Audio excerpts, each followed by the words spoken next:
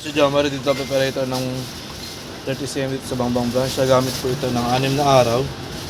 May 96 meters. Ito po yung printer head. Last palit po ito ng April 2024 po. Capping na may 60% good condition. Punasan ng wiper. At capping.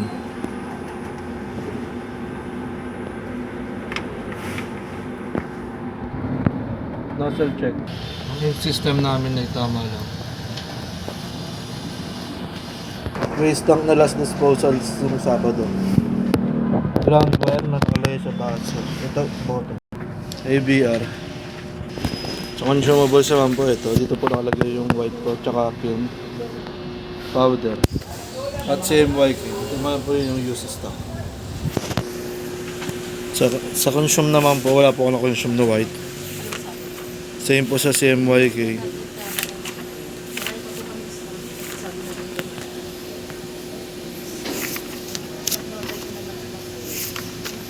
Daily output. Yun lang, maraming salamat.